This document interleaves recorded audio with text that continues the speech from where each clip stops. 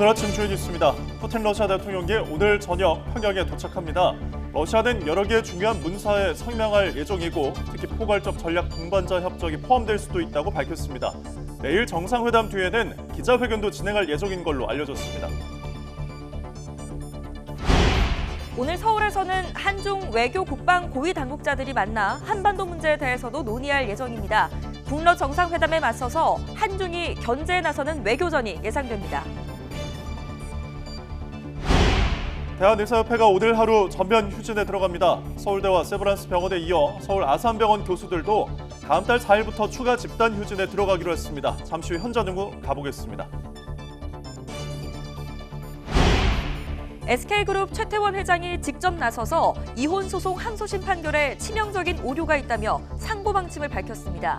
이후 재판부는 판결문 일부를 고친 것으로 파악됐는데 주가와 기여분 일부를 수정했습니다. 서울주택도시공사 SH가 부실 시공을 막겠다며 아파트를 모두 지은 뒤에 분양하겠다고 선언했습니다. 이를 위해서는 원가보다 낮은 건축비 기준을 현실화해야 한다고 촉구했습니다. 197년 만에 일본에서 국내로 돌아왔던 혜원 신윤복의 그림이 도난을 당했다는 신고가 뒤늦게 접수됐습니다. 국가유산청은 도난 그림의 유통을 막기 위해서 그림의 정보를 공개했습니다. 시청자 여러분 안녕하십니까? 화요일 아침 뉴스타트 2부 시작합니다. 푸틴 러시아 대통령이 오늘 저녁 평양에 도착해서 1박 2일간의 북한 방문 일정에 들어갑니다. 러시아와 북한은 김정은 국무위원장의 초청으로 푸틴 대통령이 1박 2일 일정으로 북한을 국빈 방문한다고 동시에 발표했습니다. 크렘린궁은 이후 별도 브리핑을 통해 푸틴 대통령이 오늘 저녁 평양에 도착할 예정이며 주요 일정은 내일 진행될 것이라고 밝혔습니다. 유리 우샤코프 크렘린궁 보좌관은 이번 방북 기간에 여러 개의 중요한 문서에 서명을 할 예정이며 전략적 동반자 협정이 포함될 수도 있다고 설명했습니다. 전해드린 대로 푸틴 러시아 대통령의 방북이 임박한 것으로 알려진 가운데 한국과 중국이 오늘 오후 서울에서 한중 외교안보 전략대화를 개최합니다. 이번 회의에는 김홍균 외교부 1차관과 순웨이둥 중국 외교부 부부장이 각각 수석 대표로 나서고 이승범 국방부 국제정책관과 장바오춘 중국 중앙군사위 국제군사협력 판공실 부주임도 참석합니다. 외교부는 양국이 양자관계와 한반도 문제, 지역과 국제정세 등 상호 관심사에 대한 의견을 교환할 예정이라고 설명했습니다. 개원이들이 소속된 대한의사협회가 정부의 의대 2,000명 증원 발표에 반발하며 오늘 하루 집단 휴진에 나섭니다. 의협은 어제 호소문에서 정부가 의대 증원 재논의와 필수 의료 정책 패키지 쟁점 수정, 전공의 의대생에 대한 행정명령 취소 등 3대 요구를 거부해 휴진에 들어간다고 밝혔습니다. 이어서 오늘 오후 2시 서울 여의도 공원에서 의대생과 학부모까지 참여하는 가운데 전국 의사 총궐기 대회를 개최할 예정입니다. 최태원 SK그룹 회장 측이 노소용 아트센터 나비관장과의 이혼 소송 항소심 판결문에 오류가 있다고 지적한 후에 법원이 판결문 일부를 고쳤습니다. 서울고등법원은 어제 판결 결정을 통해 지난 1998년 5월 대한텔레콤 주식 가액을 기존 주당 100원에서 1,000원으로 수정했습니다. 이에 따라 최태원 회장의 기여 부분을 355배로 판단한 기존 판결문 내용도 35.6배로 다시 고쳤었습니다. 다만 오류가 고쳐졌다고 해서 결과까지 달라지지 않는다고 판단해 재산 분할 비율과 액수 등 판결 핵심 내용은 그대로 유지했습니다. 서울주택도시공사 SH가 부실 시공 피해를 막고 저렴한 주택 공급을 위해 100% 후분양제 도입과 건설 원가에 기반한 건축비 현실화를 촉구했습니다. 김현동 SH 사장은 현재 건축비 기준이 되는 기본형 건축비가 원가보다 낮아 고품질 주택 공급이 어렵고 건축비를 메꾸기 위한 택지비 부풀리기와 분양가 상승을 부추기고 있다며 이같이 밝혔습니다. 197년 만에 일본에서 국내로 돌아왔던 혜원 신윤복의 그림 고사 인물도가 도난을 당했다는 신고가 뒤늦게 접수됐습니다. 국가유산청은 신윤복의 고사 인물도를 소장하고 있던 사단법인 호암미래연구소가 최근 그림이 사라졌다는 신고를 종로구청에 해왔다고 밝혔습니다. 이어 도난 그림의 유통을 막기 위해 관련 규정에 따라 국가유산청 홈페이지를 통해 이런 사실을 게시했다고 밝혔습니다.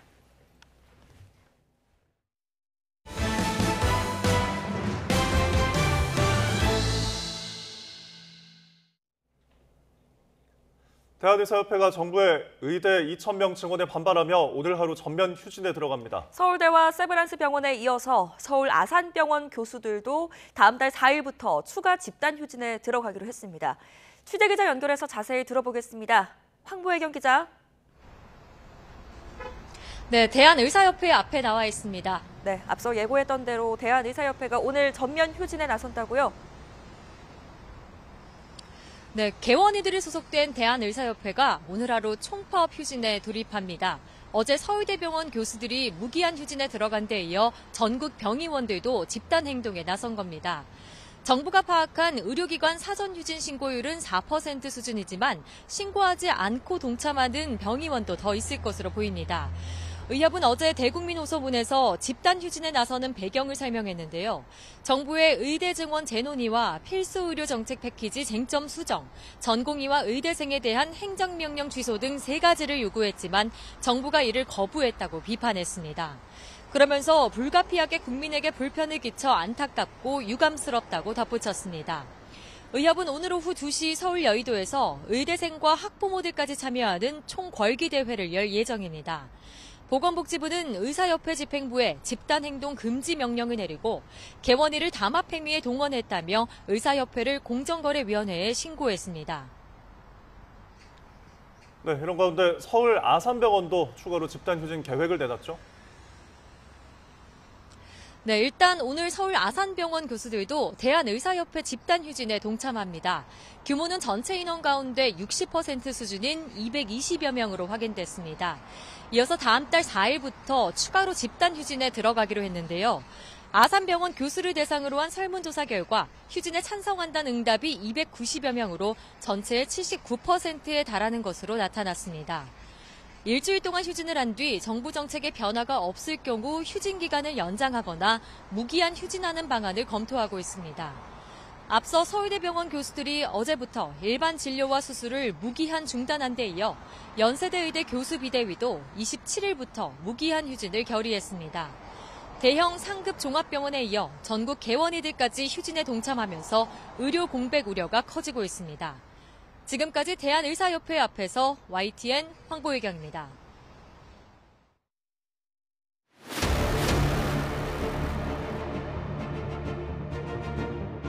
푸틴 대통령 동지는 빠른 시일 내에 조선민주주의인민공화국을 방문하려는 용의를 표명하였다.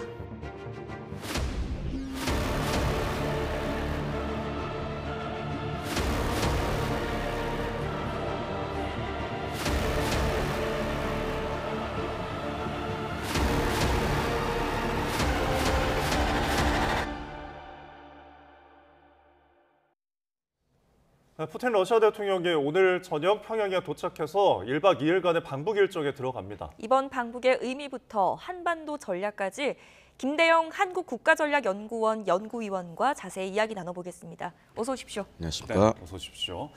자, 지금 이제 러시아 푸틴 대통령이 북한을 방문한 것으로 이제 공식적으로 확인이 된 상황인데 2000년 7월 이후에 지금 북한을 방문하는 거 24년 만이거든요. 이번 방북이 성사된 계기부터 일단 짚어주실까요? 가장 큰 핵심은 지금 그 러시아 우크라이나 전쟁이 예. 러시아가 원하는 방향으로 흘러가지 않기 때문에 다급하게 좀 북한을 찾은 것 같습니다. 예. 그러니까 최근 러우전 전황을 보면 예. 지난해 연말부터 올 초까지는 러시아가 공세를 벌이면서 약간 이제 주도적 입장으로 가고 있었는데 네. 미 의회에서 우크라이나에 대한 그 여러 군사 지원과 관련된 특히 예산과 관련된 부분에 의해서 이제 통과가 되면서 네. 지금 입장이 사실 이제 반대가 돼 버렸습니다. 우크라이나가 오히려 전 전선에서 좀 공세적인 입장이고 러시아는 좀 이렇게 수세적인 입장으로 좀 몰리고 있거든요. 그렇기 때문에 이거를 이제 한 번에 뒤집으려면 결론적으로 북한이 더 많은 무기를 러시아에 제공을 해야 예. 러시아가 지금 러우전을 좀 유리한 입장으로 끌고 갈 수 있는데 그런 것 때문에 아마 이번에 좀 방북을 결정하지 않았나 이렇게 보고 있습니다. 네. 우크라이나 전쟁이 장기화되는 상황에서 예. 열세를 보이고 있다 보니 조금은 다급한 마음에서 찾지 않았을까라고 분석을 해주셨는데 예. 그렇다면 이 두 사람이 만났을 때 어떤 의제로 좀 이야기를 나누게 될까요? 사실은 좀 우려되는 부분이긴 한데 예. 이 러시아 우크라이나 전쟁 때문에 전 세계적으로 사실 신냉전 모드입니다 지금. 예. 그러니까 지금 과거로 다시 회귀하고 있는 거죠. 이 상황에서 만약에 이제 푸틴 대통령과 김정은 위원장이 만나서 외교라든가 특히 이제 군사 협력 부분에 대해서 뭔가 성과를 낸다 그러면은 우리 입장에서 봤을 때는 이건 사실상 이제 냉전으로 다시 돌아가는 겁니다. 그러니까 한러 관계가 사실상 파탄이 날 수도 있는 상황인데 그렇기 때문에 이번 정상회담 결과가 과연 어떤 조약들을 맺을지를 좀 우리가 좀 자세히 좀 봐야 될 것 같습니다. 네. 네. 자, 사실 지금 이제 북한이 인공위성 발사에 대해서 어떤 기술적인 결함이나 예. 실패적인 부분들도 있고요. 예. 그렇기 때문에 조금 러시아에게 어떤 기술 이전이나 이런 것을 요구할 수도 있잖아요. 그러면 러시아도 이것을 이번 방북을 통해서 조금 기술 이전이나 이런 부분에 대해서 좀 성사가 될지 어떻게 보십니까? 충분히 가능성이 있다고 보여집니다. 예. 사실은 이제 북한의 우주 개발은 예. 좀 우리하고는 좀 차원이 다릅니다. 이제 우주 개발을 이용해서 대륙간 탄도미사일을 만들고 각종 이제 발사체를 만드는데 사용을 했단 말이에요. 예. 근데 이제 기술적인 문제들이 여러 가지 난제들이 있었거든요. 근데 직접적으로 예를 들어서 러시아가 뭐 위성을 만들어준다거나 예. 발사체를 제공하는 건 사실 어렵지만 예. 지금 북한이 갖고 있는 여러 가지 기술적인 문제들을 러시아 기술자들이 와서 이런 것들을 풀어준다 그러면은 생각보다 빨리 그 대륙간 탄도미사일 같은 경우에는 지금 북한이 어떤 문제가 있냐면 대기권 재진입할 때 예. 재진입에 종종 실패하는 경우가 많았습니다. 예. 근데 러시아 같은 경우에는 항공 우주 기술에 있어서는 거의 미국과 쌍벽을 이룰 만큼 특히 대륙간 탄도미사일은 오히려 어떤 부분에서 이제 미국을 앞설 정도로 기술력을 갖고 있는 나라이기 때문에 그런 부분에서 만약에 북한의 기술 지원, 특히 러시아 기술자들이 가서 몇몇 그 노하우들을 전수만 해줘도 단순간에 이런 이제 그 ICBM 같은 경우에는 기술적 진전을 이룰 수 있다라는 거죠. 그 다음에 예. 정찰 위성도 사실 이제 여러 가지 기술적인 문제로 좀 계속 실패하고 있는데 네. 예. 이런 것들도 도와줄 수 있다라는 거죠. 그러면은 어. 사실 우리 입장에서는 굉장히 난감한 상황이 되는 거고 특히 예. 이제 미국 같은 경우에는 대륙간 탄도미사일의 직접적인 사정거리에 들어가기 때문에 예. 미국도 사실 이번 정상회담을 우려하는 이유가 이런 것들이 아닌가 이렇게 생각이 됩니다. 네. 예. 네. 뭐 기술 이전도 기술 이전이지만 가장 무엇보다 걱정되는 건 이 두 나라가 군사적으로 밀착하는 게 아니라 더 가까워지는 게 아니냐일 것 같거든요. 예. 지금 양국 간의 군사 협력을 동맹 수준으로 끌어올릴 것이냐, 그리고 끌어올리기 위해서 자동 군사 개입 조항이 담긴 조약이 성사가 될 것이냐가 또 초미의 관심사인데 여기에 대해서는 어떻게 전망하세요? 사실 지금 우리 정부도 지금 요 며칠 사이에 보시면 아시겠지만 이제 계속 경고성 메시지를 계속 예. 날리고 네. 있잖아요. 이런 경고를 한다라는 거는 물론 이제 우리는 알 수 없지만 어떠한 첩보나 정보를 통해서 이런 정도 수준의 뭔가를 체결하려고 한다라는 낌새가 있기 때문에 하지 말라고 지금 자꾸 경고를 보내는 겁니다. 뭔가가 있으니까. 예. 네. 근데 만약 실제로 이번 이틀간의 방북에서 과거 그러니까 북한과 소련 시절에 군사 동맹 조약 같은 걸 맺는다 그러면은 예. 그럴 경우에는 사실 정말 우리 이 한러 관계가 파탄으로 간다라고밖에 볼 수 없습니다. 위원님, 혹시 지금 두 나라 간의 어떤 동맹 수준이랄까요? 어느 정도입니까? 사실 이제 과거와 같이 이제 예를 들어서 소련 시절과 같이 뭐 군사 지원이라든가 그다음에 뭐 유사시 개입이라든가 예. 이런 내용은 사실 없습니다. 네. 만약에 한반도 유사시 상황에서 서로 소통하는 정도의 지금 조약만 맺고 있는데 예. 이걸 다시 군사 개입이라는 일종의 그런 체결을 하게 된다 그러면은 네. 이건 정말 과거로 회귀하는 거고 한러 관계가 파탄으로 갈 수밖에 없고 또 한 가지로는 만약 그런 조약이 맺어진다 그러면 예. 우리 정부의 입장도 달라져야 될 겁니다. 사실 지금 우리나라 같은 경우에는 우크라이나에 직접적인 무기 지원을 하고 있지 않거든요. 예.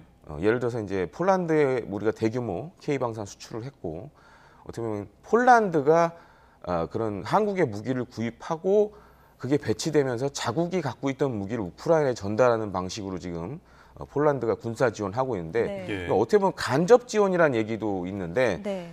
만약 북한과 러시아가 그런 과거와 같은 조약으로 체결한다 그러면 이제 우리 정부도 우크라이나에 대한 직접적인 무기 지원도 이제 검토를 해야 될 상황이다라고 이렇게 보여집니다. 네. 근데 방금 언급하신 것 중에 우리나라는 지금 우크라이나에 어떤 무기를 지원하고 있지는 않지 않습니까? 예. 네. 그런데 그거에 대해서 러시아 측에서는 또 약간 우호적인 메시지를 내놨던데요. 물론 이제 지금까지는 그랬지만 예. 이번 정상회담에서 군사적인 부분에서 북러가 과거와 달리 진일보된 뭔가 성과물이 나온다 그러면 예. 이제 우리 정부도 더 이상 이 우크라이나전을 그래서 약간 중립적인 입장에서 벗어날 필요가 있죠. 어떻게 보면 이걸 가지고 러시아를 더 압박할 수 있는 수단이 될 수도 있기도 하고요.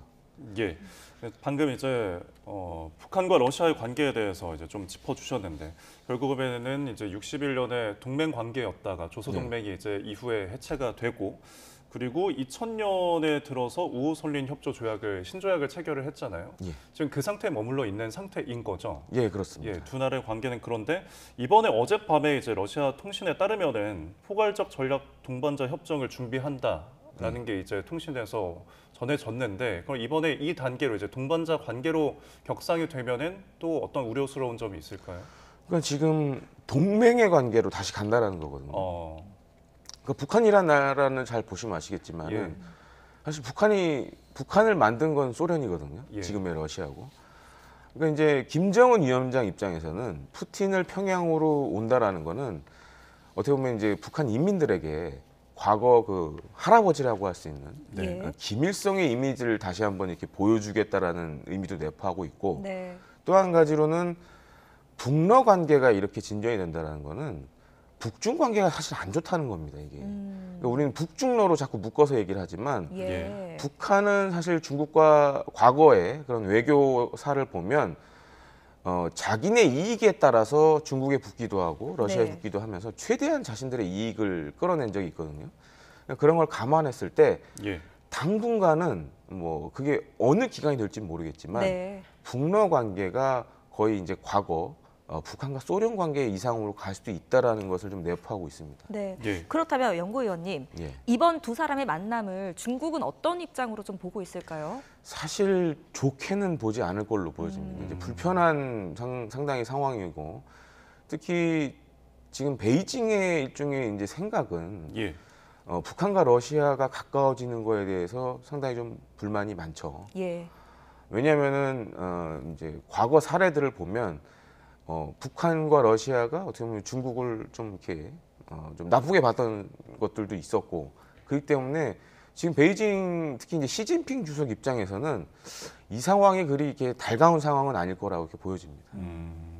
지금 이제 공교롭게도 오늘 서울에서는 이제 중국에서 이제 또 외교 안보 대화, 서울에서 한중 외교 안보 대화가 이뤄지고 있지 않습니까? 지금 이게 결국에는 북한과 러시아 그리고 한국과 중국 이렇게 밀착하는 것이 대비가 되면서 예. 어찌 보면은 북중러의 어떤 삼각 이해 관계가 예. 다른 측면에 좀 부각되는 건 아닐까요? 그렇다고 할 수 있겠습니다. 그 참 아이러니한데 예. 지금 사실 이제 푸틴이 방북을 하는데 한중이 지금 외교 안보 대화를 한다. 예. 예. 이것 자체가 사실 북중러라는 그런 기본적인 틀이 깨졌다라는 걸 보여주고 있거든요.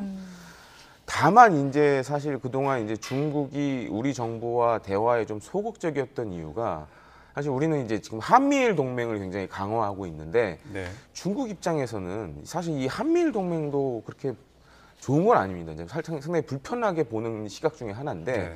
그럼에도 불구하고 한국과 외교 안보 대화를 하겠다라는 거는 그만큼 사실 지금 북러 간의 밀착이 중국의 입장에서 봤을 때는 자신들의 이익에는 좀 반하는 행동으로 좀 보여지고 있다라고 이렇게 생각이 됩니다. 네. 예. 저희가 우려되는 얘기만 해서요. 또 일각에서는 이번 만남이 보여주기식 만남에 그칠 것이다. 이런 해석도 있던데 어떻게 좀 보셔요? 지금 사실 근데 우리나라 말고 예. 뭐 나토라든가 미국도 이번 정상회담을 굉장히 우려하거든요. 그래서 보여주기식은 아닌 것 같고 또한 이제 주목해야 될 게 우리 정부가 계속 러시아에 경고성 메시지를 보내고 있지 않습니까? 예. 예. 그럼 그렇다면은 이거는 단순 보여주기식은 아니라는 거죠. 어떤 실질적인 성과가 있을 것이다, 예. 분명. 예. 예를 들어서 지금 뭐 러시아가 할 수 있는 게 뭐 기술 이전도 있지만은 우주와 관련돼서 협력을 하겠다. 예. 예를 들어 이제 북한이 원하는 것 중에 하나가 아무래도 예를 들어서 북한 뭐 우주 조종사가 러시아의 우주선을 타고 지구 궤도 밖으로 나간다거나 이런 것들도 고려해 볼 수 있거든요. 만약 그렇게 된다면은 이거는 사실 이전과는 완전히 다른 얘기가 되는 거죠. 네. 예. 그래서 그런 부분에서 상당히 우려가 되고 있습니다. 예. 근데 어쨌든 한국도 저희 또한 러시아의 당사국이지 않습니까? 주요 예. 당사국이고 지금 무역 파트너로서도 교류는 계속 하고 있던 상황이고 예. 그렇기 때문에 아까 이제 연장된 질문으로서 지금 북한의 요구를 다 들어주기에는 그런 관계를 고려하면은 좀 러시아 측의 입장에서도 부담스럽지 않을까 싶은데 지금 푸틴 대통령이 지난 5일이었죠. 주요 통신사 대표들을 만나서 어떤 한국과 관련해서 유화책적인 메시지를 내놓기도 했거든요. 그럼 이런 부분들도 두 사람의 만남에 좀 고려가 되지 않을지. 그래서 사실 그 군사적인 과거 이제 북한과 소련과의 관계로 회귀하기보다는 예. 이제 경제적인 관점에서 봤을 때는 사실 북한보다는 우리나라가 러시아 입장에서는 더 중요하거든요. 예. 근데 사실 우려가 되는 거는 지금 러시아는 경제적인 상황을 따질 때가 아니고 또 한 가지로는 여러 가지 지금 이제 러시아 우크라이나 전쟁에서 제재 조치들이 다 국제적인 제재를 받고 있기 때문에 예. 과거 같이 한국과 러시아가 경제적으로 단계가 업그레이드될 가능성은 굉장히 희박한 상황입니다. 예.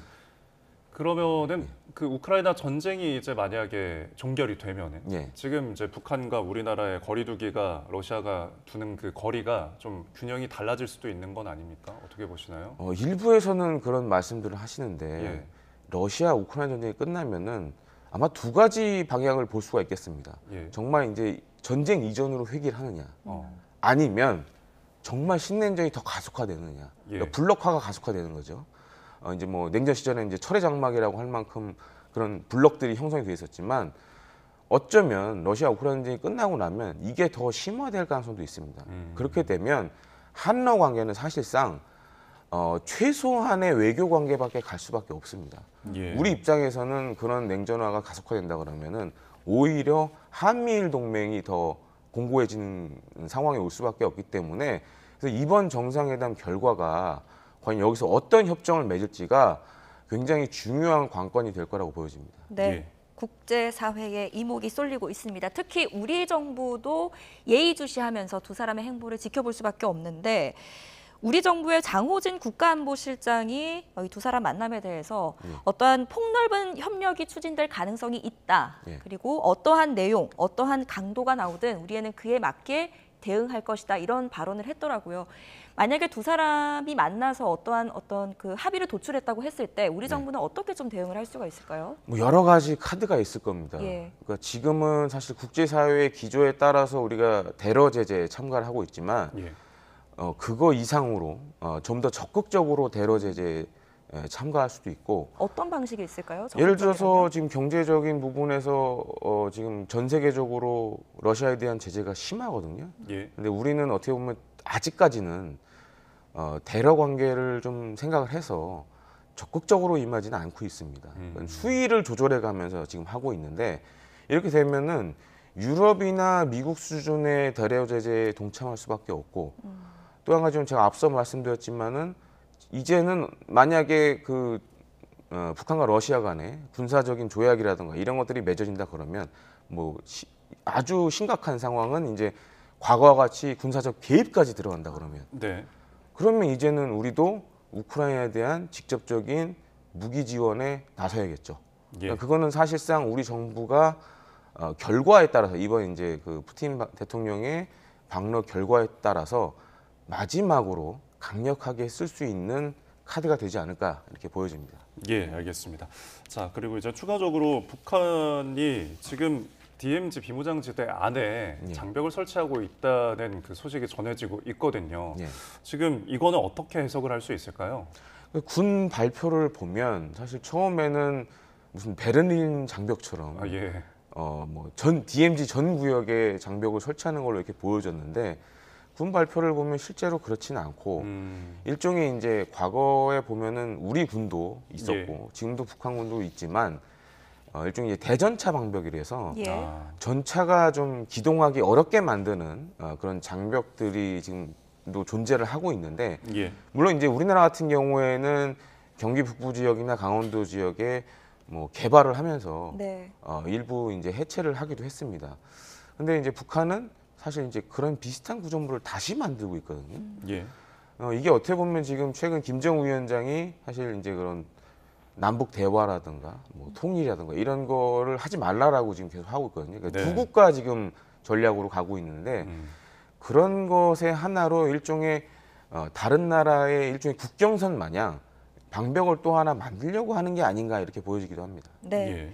북한의 속내, 러시아의 속내는 뚜껑을 열어봐야 알 것 같습니다. 예. 지금 최근 뭐 오물풍선이라든지 어떤 대남 도발이 계속 있지 않았습니까? 근데 이제 푸틴의 방북을 앞두고 조금은 좀 잠잠한 모습인데 예. 이후에 이 두 사람이 만난 이후에 뭔가 추가 도발이 있을 수도 있다 이런 전망이 나오던데 어떻게 전망하세요? 지금은 사실 이제 푸틴 방북에 북한이 집중하다 보니까 네.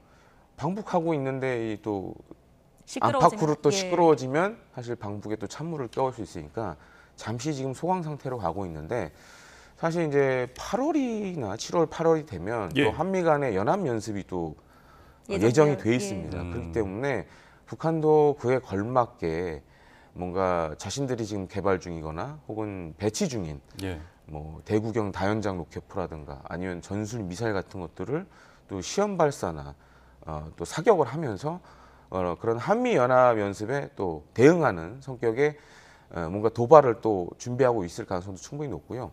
예. 또한 이제 향후에 예를 들어서 우리 민간 단체가 또 예를 들어서 대북 전단 날린다 그러면 오물풍선을 또 보낼 수도 있죠. 예. 사실 북한 입장에서는 이번에 새로 나온 이 오물풍선이 나름 그래도 성과를 봤다라고 좀 생각을 하는 것 같습니다. 예. 특히 이제 우리 국민들 입장에서 봤을 때는 굉장히 좀 불쾌하고 짜증나게 만드는 이 그렇죠. 사건이었거든요. 예. 예. 근데 이제 과거에 그 예를 들어서 직접적인 무력 도발보다 이런 비물리적 도발로 인해서 오히려 우리 국민으로 하여금 그럼 우리도 하나도 이거 대북 전단 안 보내면 이런 일이 안 생기지 않을까 일종의 남남 갈등을 사실 일으키고 있거든요. 이런 것들에 사실 북한도 주목을 하고 있고 그래서 향후에도 만약에 똑같은 일이 벌어진다 그러면 다시 이 카드를 사용할 가능성이 굉장히 높다고 보여집니다. 네, 알겠습니다. 자, 지금까지 푸틴 러시아 대통령의 방북과 관련해서 김대영 한국국가전략연구원 연구위원과 함께 이야기 나눠봤습니다. 고맙습니다. 감사합니다. 잘 들었습니다.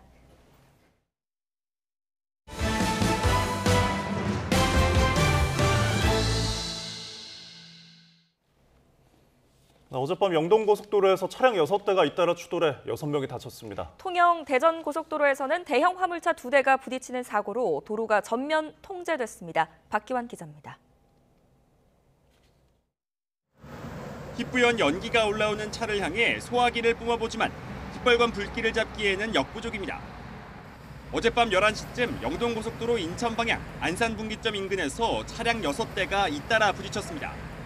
이 사고로 승용차 등 2대가 불에 탔고 6명이 병원으로 옮겨졌습니다. 뒤따라오던 차가 공사 구간에 정체돼 있던 차들을 미처 보지 못하고 들이받으면서 연달아 추돌한 것으로 조사됐습니다. 형체를 알아보기 힘들 정도로 구겨진 대형 트럭. 그 옆으로 캔 음료들이 도로 위를 나뒹굽니다. 어젯밤 11시 20분쯤 통영 대전고속도로 통영 방향 누주나들목 인근에서 25톤 화물차 2대가 추돌하는 사고가 났습니다. 화물차 운전자가 고장으로 갓길에 세워진 또 다른 화물차를 보지 못하고 들이받았습니다. 다친 사람은 없었지만 차량에 불이 붙고 적재되어 있던 음료수 등이 도로 위로 쏟아지면서 2차선 도로가 전면 통제됐습니다. 좁은 길목 사이로 모여든 소방차에서 연달아 물줄기가 뿜어져 나옵니다. 어젯밤 10시 50분쯤 서울 봉천동 단독주택에서 불이 났습니다. 불이 난 집에 있던 주민 2명이 대피해 다친 사람은 없었습니다.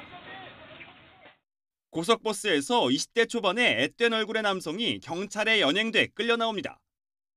버스 옆자리 여성이 잠든 사이 신체를 만진 혐의로 전주터미널에서 체포된 겁니다. 피해 여성은 즉각 경찰에 신고했고 경찰은 버스가 도착하는 시간에 맞춰 터미널에서 남성을 붙잡았습니다. 이 남성은 신체를 만진 사실은 인정하면서도 의도한 것은 아니었다고 혐의를 부인한 것으로 알려졌습니다. YTN 박견입니다.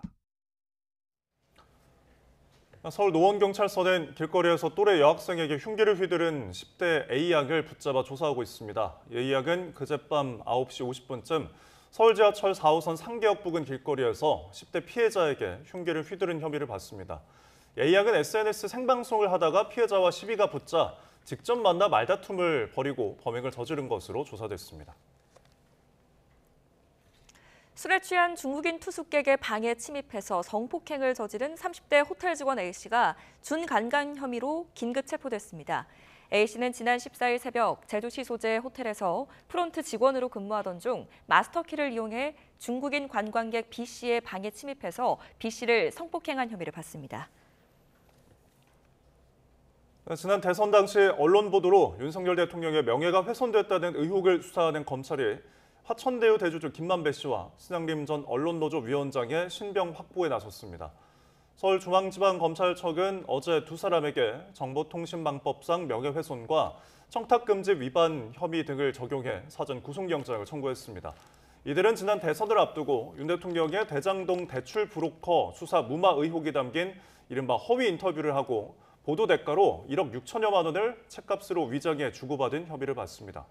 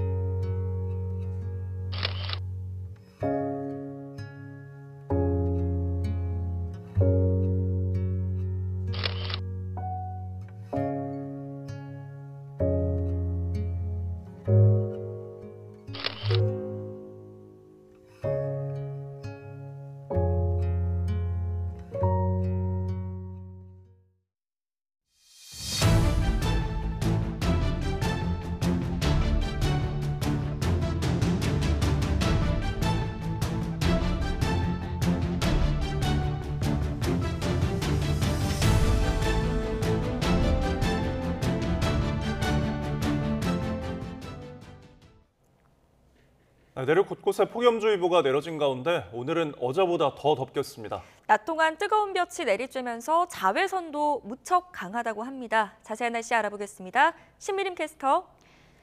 네, 기상센터입니다. 네, 더위의 기세가 날로 강해지고 있다고요? 네, 나날이 열기가 쌓여만 가고 있습니다. 오늘은 어제보다 기온이 올라서 한여름처럼 덥겠는데요. 오늘 서울 낮 기온은 32도로 어제보다 2도가량이 높겠고요. 폭염특보가 내려진 경남 밀양은 36도 선까지 치솟겠습니다. 출근길인 지금은 비교적 선선함이 감돌고 있습니다. 현재 서울 기온은 20.5도, 대구는 21.4도로 출발하고 있습니다. 경기 남부와 남부 내륙 곳곳으로는 폭염특보가 내려진 가운데 오늘 서울 낮 기온은 32도, 대전은 33도, 광주와 대구는 34도까지 오르겠습니다. 네, 요즘 날씨는 덥지만 하늘은 그래도 참 맑은데요. 오늘의 하늘 표정은 어떻습니까?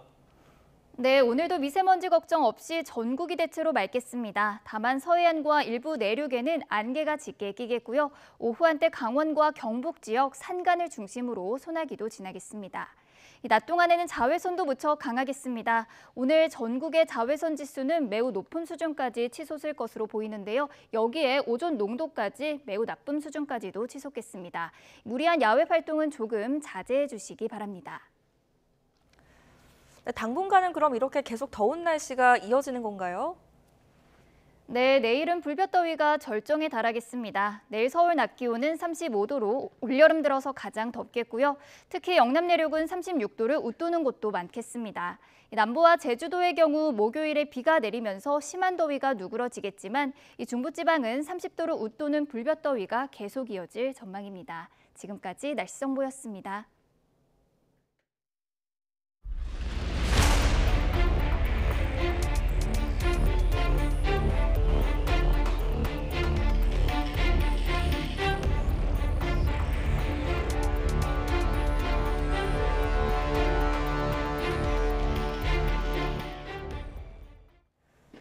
서울대 의대 교수들이 예고했던 대로 어제부터 무기한 휴진에 들어갔습니다. 서울대병원 교수 40%가량이 참여한 것으로 보이는데 오늘은 개원이들이 소속된 의사협회 집단 휴진도 예고되어 있어서 의료 공백에 비상이 걸렸습니다. 홍선기 기자가 취재했습니다.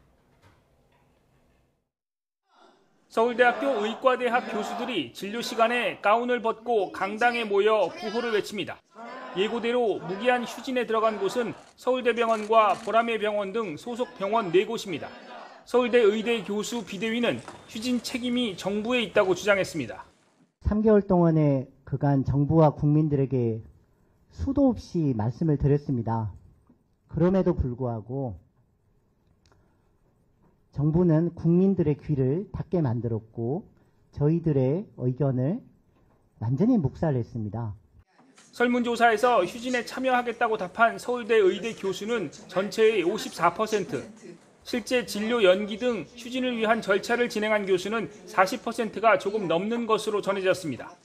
비대위 측은 휴진에 대한 곱지 않은 여론을 의식한 듯 휴진을 해도 교수들은 병원에 출근하고 응급 환자가 오면 진료할 것이라고 밝혔습니다. 무기한 휴진 첫날 집회에는 전공의와 의대생도 참석해 정부 비판에 가세했습니다. 대한민국의 의료의 탑은 기울어지고 있습니다. 점점 기울어지고 있고 어쩌면 곧 무너질 수도 있습니다. 정부가 이렇게 국민의 눈을 아무리 가리려고 하고 그릇된 선동을 하더라도 언젠가는 누군가 의료정책 실패에 대한 책임을 인정하고 해결해야 할 것입니다. 서울대병원의 무기한 휴진에 이어 바로 의사협회의 집단 휴진도 시작됩니다. 전국의 개원인은 물론 주요 대학병원 교수들도 동참 의사를 밝힌 탓에 어떤 식으로든 진료 차질은 불가피해 보입니다. YTN 홍성기입니다. 네, 이런 가운데 서울 아산병원 교수들도 의사협회 집단 휴진에 동참합니다. 최창민 서울 아산병원 교수 비대위원장은 오늘 예정된 휴진에 이어 다음 달 4일 추가 휴진에 찬성하는 교수 비율이 79%로 나타났다며 이같이 밝혔습니다. 이어 일주일 동안 휴진을 한 뒤 정부 대응에 따라 휴진 기간을 연장하는 방식이 될 것이라고 덧붙였습니다. 서울의대 교수들의 무기한 휴진 첫날 우려했던 만큼의 큰 혼란은 없었습니다. 다만 휴진이 장기화하면 진료실을 떠나는 교수들은 더 많아질 것으로 보이는데 의료계에서조차 휴진은 곧 벼랑 끝으로 환자 등을 떠미는 행위라며 비판이 쏟아져 나왔습니다. 염혜원 기자입니다. 분당 서울대병원은 일부 교수들이 개별적으로 휴진에 나섰지만 모든 과의 진료가 정상 진행됐습니다. 서울 해화동 서울대병원과 보라매 병원 등에선 진료가 없다는 안내 팻말이 곳곳에 붙고 일부 암센터도 외래 진료를 멈췄지만 아직은 큰 구멍이 뚫리진 않았습니다. 다만 휴진이 장기화한다면 의료 공백은 눈에 띄게 늘어날 수 있습니다. 서울대병원 비대위가 밝혔던 참여 예상 교수 529명은 이번 주 중에 휴진에 참여하겠다고 답변했습니다. 첫날은 정상 진료했더라도 조만간 휴진에 들어갈 가능성이 큰 겁니다. 비대위는 응급, 중증, 희귀병 환자 등에 대한 진료는 계속되고 있다고 강조했지만 이마저도 차질이 불가피할 수 있습니다. 서울대학교 병원은 열려 있습니다. 서울대학교 병원 교수들 근무하고 있습니다. 병원에 오시면 진료 받으십니다. 서울대병원의 휴진을 두고 의료계에서도 비판이 쏟아지고 있습니다. 인도주의 실천 의사협의회는 의대 교수들의 진료 중단은 벼랑 끝에 놓인 환자들의 등을 떠미는 행위라고 비판했습니다. 의협의 집단 휴진에 불참하기로 한 뇌전증 지원병원 협의체 홍승봉 위원장도 의사들의 사직과 휴진은 중증 환자들에게 사형 선고와 다름없다고 지적했습니다. 의료 공백에 대한 우려가 커지자 서울대 교수 비대위는 무기한 휴진 방침에 변함이 없다면서도 다음 주 예정됐던 진료와 수술 일정은 아직 변경되지 않았다고 밝혔습니다. YTN 염혜원입니다. 환자 단체들은 서울대병원과 대한의사협회가 집단 휴진을 강행하기로 한 데 대해 정부를 압박하는 도구가 환자의 불안과 피해라면 그 어떤 이유도 명분도 정당화될 수 없다고 말했습니다. 한국환자단체연합회는 입장문을 통해 왜 환자들이 의료계와 정부의 극단적 대립 속에서 피해를 봐야 하느냐며 이같이 밝혔습니다. 네, 오늘부터 휴진하겠다고 정부에 휴진을 신고한 의료기관은 1,400여 개, 전체 4.02%로 확인됐습니다. 실제 병원의 휴진 참여율이 얼마나 될지는 지켜봐야 합니다만 의사들의 행동을 지켜보는 여론은 싸늘합니다. 집단 휴진에 동참하겠다는 일부 병원과 의원에 대해 각 지역 맘카페에는 휴진하는 병원 블랙리스트를 만들어 불매운동을 하자는 여론까지 확산하고 있는데요. 이 파업이 의사의 자유와 권리라면 그 병원을 이용하지 않는 것 역시 환자의 선택과 권리라는 댓글이 달리기도 했습니다. 또 환자를 담보로 의료 파업을 하는 건 의사 자격이 없다며 비판하기도 했는데요. 특히 아이가 아파서 급하게 병원을 찾아야 할 때 어디를 가야 할지 모르겠다며 걱정하는 글도 찾아볼 수 있습니다. 당장 병원을 가야 할 상황이라면 전화나 인터넷 등을 통해서 진료를 하는 병의원을 확인할 수 있는데요. 보건복지부 콜센터나 국민건강보험공단, 건강보험심사평가원 콜센터 등이 열려 있고요. 인터넷에서 응급의료 포털을 이용하셔도 되고 스마트폰에서 응급의료 정보 제공 애플리케이션을 내려받으면 가까운 지역에서 진료를 할 수 있는 병원을 찾을 수 있습니다. 직접 병원을 갈 수 없는 경우 건강보험심사평가원 홈페이지에서 비대면 진료를 볼 수 있는 병의원도 확인하실 수 있습니다. 의료계 집단휴진 기간에도 응급환자는 응급의료법에 따라서 24시간 운영하는 전국 응급실 408곳을 이용할 수 있습니다. 오늘의 경제 일정입니다. 삼성전자가 오늘 모바일 경험 MX 사업 부분 글로벌 전략회의를 열고 현안을 공유하며 사업 전략을 구상합니다. 비공개로 진행되는 오늘 회의에서는 모바일 부문의 내년도 사업 목표를 정하고 핵심 경쟁 전략을 논의할 예정입니다. 상생협력기금 벤처펀드 출자 허용을 위해 시행령 개정안이 오늘 국무회의에서 처리될 전망입니다. 납품대금 조정 대행협의회 세부 신청 요건이 삭제되는 내용인데요. 상생협력법 개정에 따른 조문 정리 과정입니다. 지역을 살리는 글로컬 상권과 로컬 브랜드 창출팀 8개사가 오늘 선발됩니다. 지역의 인적 물적 자원을 연결해 국내외 관계 인구를 끌어들이는 글로컬 상권 창출팀 3개사와 로컬 브랜드 창출팀 5개사입니다. 관세청이 관세 분야 행정규칙을 기존의 절반 이하로 단순하게 통폐합합니다. 사안에 따라 복잡한 관세 행정 규정으로 어려움을 겪는 일이 없도록 하기 위한 조치인데요. 세부 내용이 오늘 오전에 발표됩니다. 서울주택도시공사 SH가 다음 달부터는 아파트를 모두 지은 뒤에 분양하겠다고 선언했습니다. 네, 부실 시공 피해를 막고 고품질 주택을 공급하기 위해서라고 밝혔는데요. 이를 위해서는 원가보다 낮은 건축비 기준을 현실화해야 한다고 촉구했습니다. 김현아 기자입니다.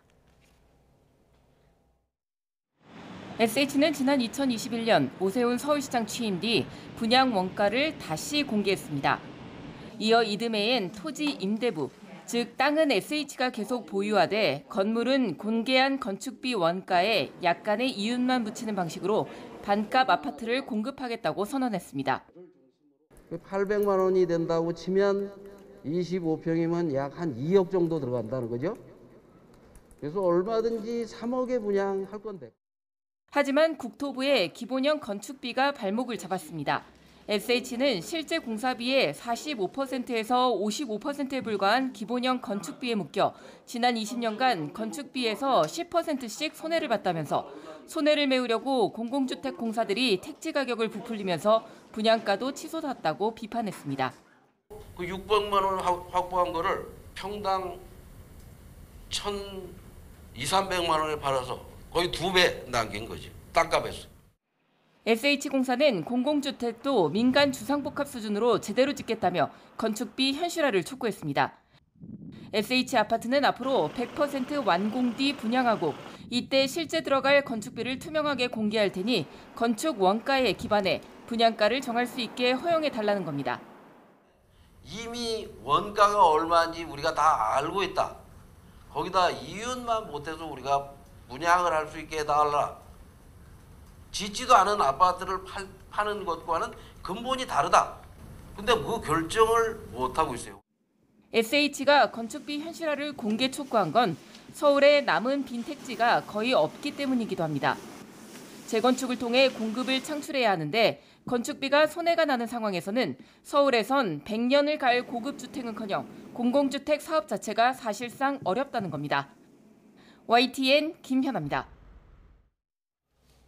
최근 배달 플랫폼들이 무료 배달 경쟁을 본격화하면서 부담은 점주뿐만 아니라 소비자에게로 이어지고 있습니다. 점주들은 수수료 부담 때문에 소비자 가격을 올리지 않으면 폐업을 고민해야 하는 상황이라고 호소하는데요. 황보혜경 기자가 치킨 프랜차이즈 점주들의 이야기를 들어보고 왔습니다. 무료 배달 경쟁에 신호탄을 쏘아올린 곳은 쿠팡이츠입니다. 지난 3월부터 멤버십 회원을 대상으로 무료 배달을 시작했습니다. 일주일 뒤 배달의 민족도 알뜰 배달 무료 정책을 도입했습니다. 무료 배달 가게가 되려면 점주가 두 앱의 신규 요금제에 가입해야 하는데 주문 한 건당 배민은 수수료 6.8%, 쿠팡이츠는 9.8%를 떼어갑니다. 배달비는 점주 부담입니다. 근데 저희 입장에선 그 배달료가 사라지는 게 아닙니다. 그 모든 그 배달 수수료를 저희가 다 부담하고 있는 겁니다. 그렇다고 주문 대부분이 몰리는 배달앱 사용을 포기할 수도 없습니다. 정육제의 수수료제이기 때문에 노력을 해도 똑같이 안 남아요. 비율을 보면 쿠팡 배민이 90%예요. 이 때문에 배달 라이더 일을 병행하거나 아예 가게를 내놓기까지 하는 게 현실이라고 점주들은 호소합니다. 무료 배달이 시작되면서 점주님들이 폐업률도 조금씩 늘어나고 있고, 저희 가게에 배달이 없을 경우에는 라이더 일까지 같이 해야지만 그 마진을 보존할 수 있는 거죠. 그렇지 않으면 소비자 가격을 올려야 해 결국 소비자들이 최종 부담을 떠안게 된다는 주장입니다. 배달 앱사의 수수료 때문에 가격이 올라가는 행국이잖아요.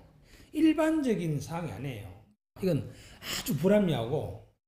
최근 치킨 프랜차이즈 가맹점주 30여 명을 대상으로 한 설문조사에서 배달앱 신규 요금제에 반대한다는 응답이 100%를 차지했습니다. 배달 라이더들과 음식점주들은 오는 21일 배달앱을 규탄하는 단체 행동에 나설 계획입니다. 배달의 민족 측은 무료 배달의 경우 고객들이 내는 부담을 배민이 담당하고 있다면서 업주들에게 고객들이 내는 배달비를 전가하지 않는다고 해명했습니다. YTN 황보혜경입니다.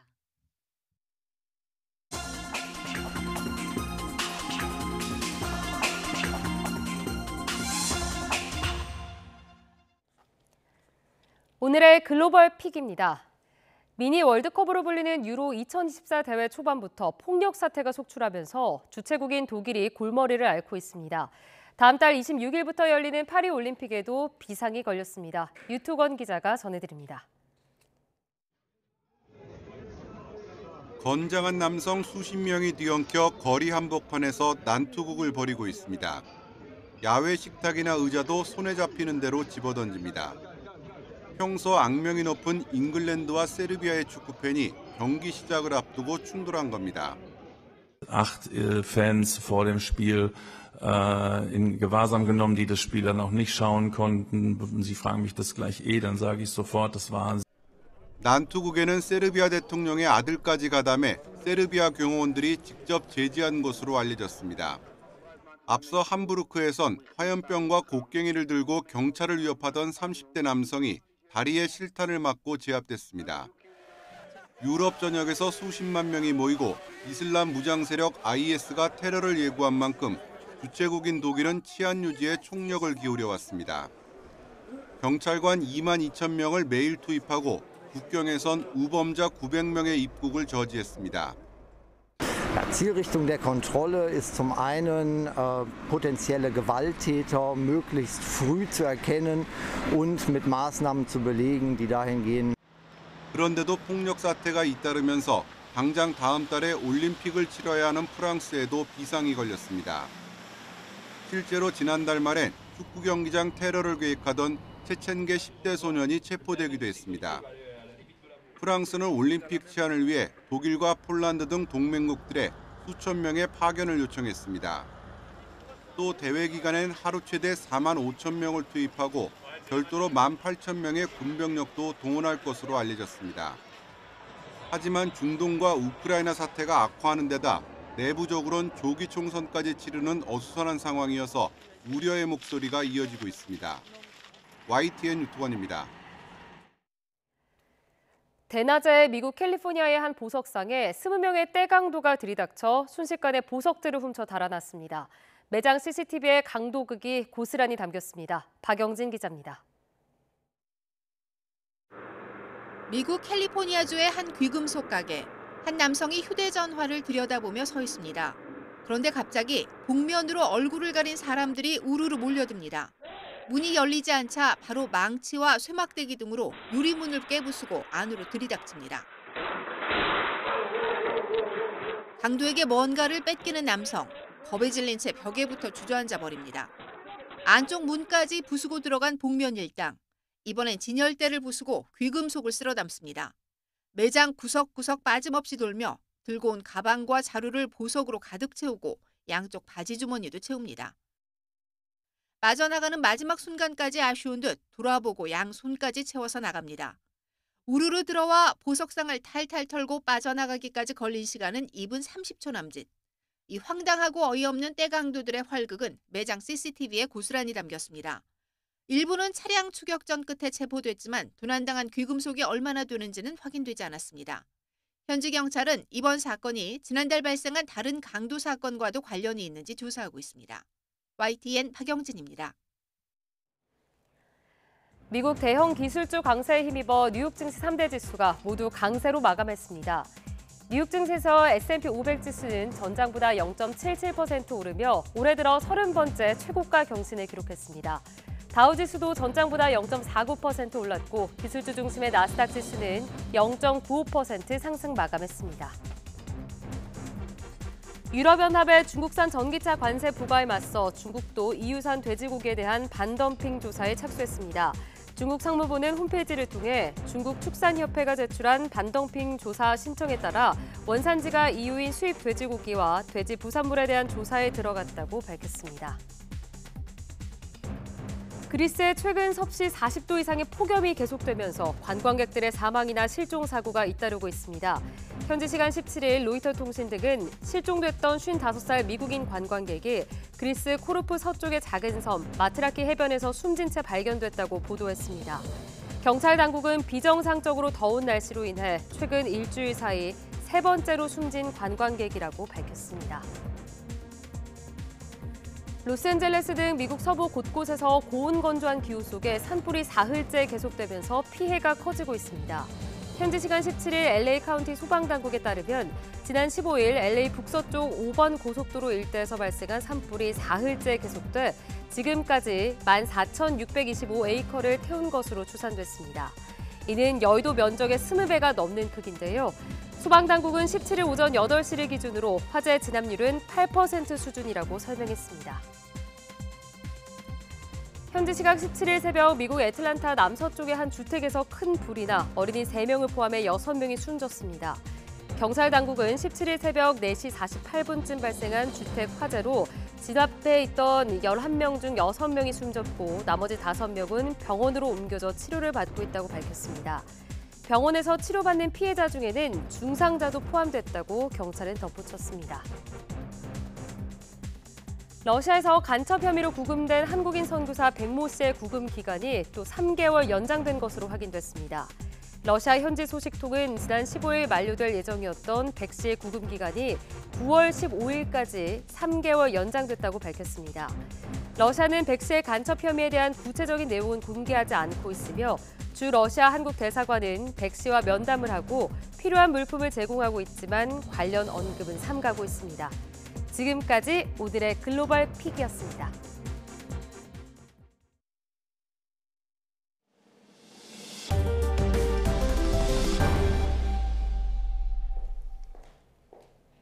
네, 과학이라고 하면 다소 딱딱하고 지루한 이미지가 떠오르는데요. 이런 관념에서 벗어난 아주 특별하고 재미있는 토크 콘서트가 열렸습니다. 과학의 재미와 가치를 추구하는 사람들의 이야기, 박나연 기자가 전합니다. 제가 사실 우주에 언젠가 가보고 싶다 이런 꿈을 갖고 있는데 물속에 들어가면은 뭔가 떠 있잖아요, 몸이. 그래서 뭔가 떠다니는 느낌도 들면서 다양한 궁금증을 과학적으로 풀어내는 유튜버 이보람 씨의 취미는 스쿠버 다이빙입니다. 평소 즐기는 여가 활동에서도 과학에 대한 애정이 묻어납니다. 과학이라는 공통분모를 가진 사람들이 한데 모여 과학기술인으로 살아가는 의미와 가치를 이야기하는 자리가 마련됐습니다. 천문학 박사이자 SF 소설을 쓰는 해도연 작가는 지금까지 활동할 수 있게 한 원동력으로 한 독자평을 꼽았습니다. 그 작품에 들어간 과학적 오류에 대해서 쫙 이거 틀렸으니까 문제다라고 말씀해 주신 게 아니라 너무 재밌게 봤는데 이런 부분에서 오류가 있는 것 같다. 내가 실수한 것도 이렇게 이제 잘 감싸주시니까 글 쓸 용기가 나. 참석자들은 우수 인재를 이공계로 유인하려면 과학의 즐거움과 가치를 느낄 수 있는 과학 문화를 정착시켜야 한다고 강조했습니다. 특히 과학자도 얼마든지 스타가 될 수 있다며 국민이 접할 수 있는 과학 문화 활동이 보다 늘어나야 한다고 조언했습니다. 곽희정 통부 역시 올해 R&D 예산 축소 상황에서도 젊은 과학자 육성을 강조하고 있습니다. 올해 젊은 이공계 연구자의 우수 신진 연구에 지난해보다 약 25% 늘어난 2,702억 원을 투입하고 박사후 연구원 연수와 장기 연구 등을 지원합니다. 또 민관합동 TF팀을 출범해 현장의 목소리를 직접 듣고 연구개발 생태계 혁신과 과학문화 확산 등 이공계 활성화를 위한 대책 논의를 이어왔습니다. 우수한 인력들이 이공계로 진입을 해서 여기서 성장해 나갈 수 있는 그런 좋은 환경을 조성을 하고, 그리고 그들이 직업 시장에 나가서 직업적인 보람을 느낄 수 있도록 그런 어떤 사회적인 어떤 분위기를 조성하는 것이. 곽희정 통부는 6번의 TF 회의를 통해 모인 의견을 종합해 이공계 인재가 연구에 전념할 수 있는 환경 조성에 앞장선다는 방침입니다. TF는 과학인재 육성 계획을 수립하고 늦어도 7월 중에는 인재 양성 전략회의에 상정할 예정입니다. YTN 사이언스 박나연입니다. 제2회 제주 그린수소 글로벌 포럼이 지속가능한 청정수소 혁신으로 나아가는 글로벌 동행이라는 주제로 제주 국제 컨벤션 센터에서 개막했습니다. 오영훈 제주지사는 제주가 탄소 중립을 위해 앞장서겠다며 국제사회와 다양한 연대와 협력을 강화해 나아가겠다고 밝혔습니다. 이번 포럼에는 10개국 60여 개 수소 관련 기관과 기업이 참여해 오는 19일까지 탄소 중립 실현을 위한 구체적인 논의를 할 예정입니다. 뉴스타트 3부 잠시 후에 이어집니다.